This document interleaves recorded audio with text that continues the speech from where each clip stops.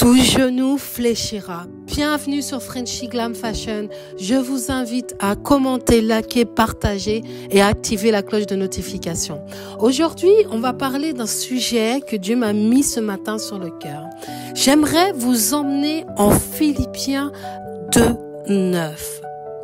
C'est pourquoi aussi Dieu l'a souverainement élevé et lui a donné le nom qui est au-dessus de tout nom, afin qu'au nom de Jésus, tout genou fléchisse dans les cieux, sur la terre et sous la terre, et que toute langue confesse que Jésus-Christ est Seigneur, à la gloire de Dieu le Père. On comprend clairement que Dieu a souverainement élevé Jésus sur cette terre. Et lorsqu'on lit quelques versets plus haut, on comprend le pourquoi Dieu élève Jésus. Mais là où moi je veux en venir, que je veux appuyer aujourd'hui, c'est que Dieu domine sur cette terre. Et qu'à cause du sacrifice de Jésus-Christ à la croix, nous dominons également à travers lui sur cette terre. Nous sommes le temple, l'église de Dieu aujourd'hui vivante, car il a décidé de rendre l'église vivante à travers nos corps, pour que nous puissions être ses bons ambassadeurs sur cette terre. Ce n'est donc plus une question de bâtiment, de mur. Ce n'est pas une question d'être dans une boîte ou d'être dans un endroit. L'église, c'est toi. L'église vivante de Dieu aujourd'hui, c'est toi. Tu as été fait de chair, de sang, d'esprit, d'âme et de corps. Il t'a rendu semblable à son église. L'épouse qui va venir rechercher, c'est nous. Chacun d'entre nous. Nous sommes son église. Nous sommes son épouse. C'est pour ça qu'en l'élevant, il lui a donné le nom qui est au-dessus de tous les noms. Je répète, il lui a donné le nom qui est au-dessus de tous les noms, c'est-à-dire au-dessus de nos propres noms à nous, des propres noms de nos parents, des propres noms des autorités de ce monde, propres noms de Satan. Et lui a donné l'autorité suprême qui domine sur toute chose. Et donc aujourd'hui dans ta vie pour 2025, tu dois comprendre que si tu es enfant de Dieu, tu domines à travers le sacrifice de Jésus-Christ sur cette terre. Ça veut dire qu'il t'a donné la puissance de commander. Il t'a donné l'autorité d'ordonner. Il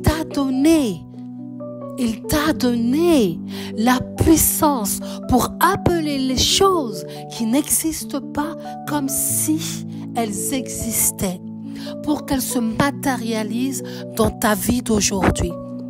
Aujourd'hui, tu n'as pas de joie. Demande la joie à Dieu. Aujourd'hui, tu es en dépression. Demande la restauration. Demande la régénération. Aujourd'hui, tu n'as pas de finances. Demande à ce que les écluses des cieux s'ouvrent sur tes finances, s'ouvrent sur tes comptes, et que ceux qui retiennent tes finances soient liés sur cette terre. Parce que Dieu veut te donner les clés du royaume des cieux. Et ce que tu liras sur la terre aura été lié au ciel. Et ce que tu délieras sur la terre aura été délié au ciel. Tu as donc un pass, un droit légal pour manifester le royaume des cieux sur cette terre. Tu sais, l'expression lié et délié était courante dans le jargon juridique juif pour déclarer que quelque chose était interdit ou permis. Il y a des choses qui se passent dans ta vie que Dieu ne veut pas qu'elles se passent. Elles sont censées être interdites dans le royaume de Dieu. Et il y a des choses qui doivent se passer dans ta vie que Dieu veut permettre, que tu dois absolument délier. Écoute, tu dois récupérer les clés du royaume pour pouvoir lier et délier la bénédiction, les promesses, les plans que Dieu a écrit pour ta vie. Mais pour ça, tu dois comprendre ton autorité en Christ. Tu dois être investi de la même autorité que Jésus-Christ pour déclarer la volonté de Dieu sur cette terre, dans ta vie. Quand on emploie le terme lié et délié, c'est employé en général dans le contexte d'une discipline en Dieu, d'une discipline à être en relation avec le vrai toi, avec l'esprit que Dieu a mis en toi. Dans la vie de tous les jours, tu ne peux pas usurper une position ou une place d'autorité qui ne t'a pas été donnée. Mais tu vois, ce qui est intéressant avec Dieu, c'est que lui, à travers Christ, il t'a donné automatiquement cette autorité à partir du moment où tu l'as reconnu comme ton Seigneur et ton Sauveur. Et ce qui est important, c'est que Dieu fonctionne pas comme le monde. Le monde a un système, le monde a une façon de faire qui est propre à eux, qui est propre à l'homme. Mais Dieu t'a rendu héritier, co-héritier de la promesse du ciel. C'est pour ça que tu dois comprendre cette autorité, la seigneurie de Christ sur ta vie pour ta destinée éternelle. C'est pour ça qu'en Matthieu 18 te dit ça. Ce que vous lirez sur terre aura déjà été lié au ciel. Et ce que vous délirez sur terre aura déjà été délié au ciel. Ça veut dire qu'il suffit juste que tu ouvres ta bouche pour que les choses soient déjà commandées jusqu'à Dieu. Il suffit juste que tu proclames quelque chose aujourd'hui dans ta vie maintenant, que tu renonces peut-être au péché, que tu renonces peut-être à la méchanceté, que tu renonces peut-être à l'incrédulité, que tu renonces à ce qui t'empêche de pouvoir manifester la main de Dieu dans ta vie. Et à partir du moment où tu vas ouvrir ta bouche, les choses vont déjà se faire dans le ciel. Ça veut tout simplement dire que Jésus-Christ, qui est ton avocat au ciel, délie déjà son autorité de sa parole en même temps que tu l'annonces sur terre pour accomplir ses desseins sur la terre à travers ta vie.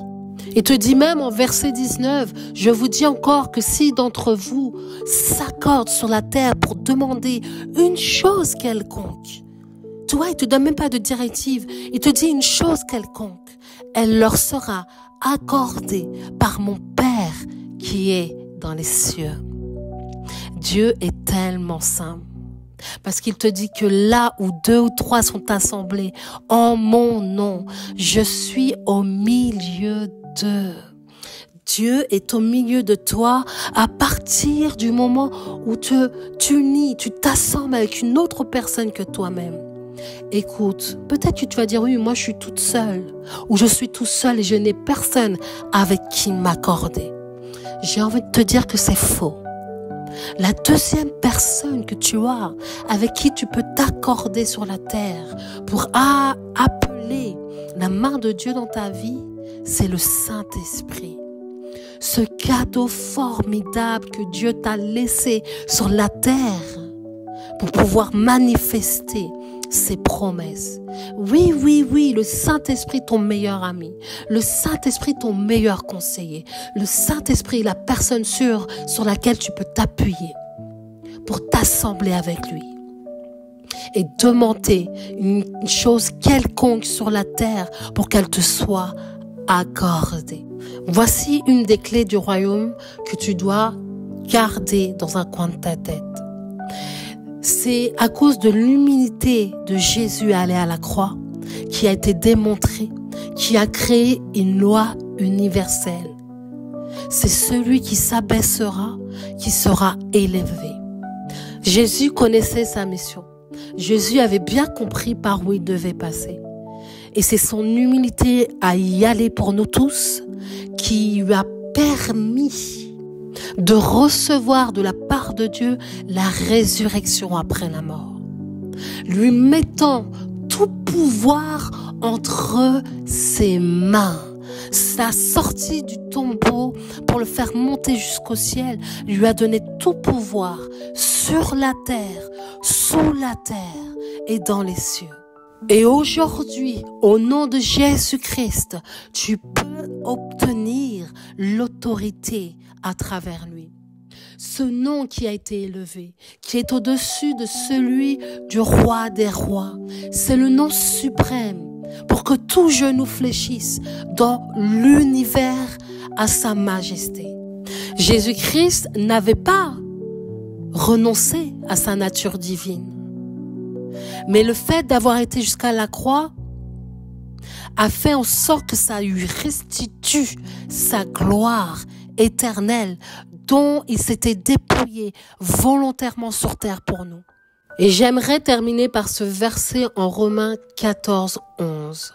Car il est écrit, « Je suis vivant, dit le Seigneur. Tout genou fléchira devant moi, et toute langue donnera gloire à Dieu. Ainsi, chacun de nous rendra compte à Dieu pour lui-même. » Je vous souhaite un bon début de semaine. Soyez abondamment bénis. Et bien sûr, générique.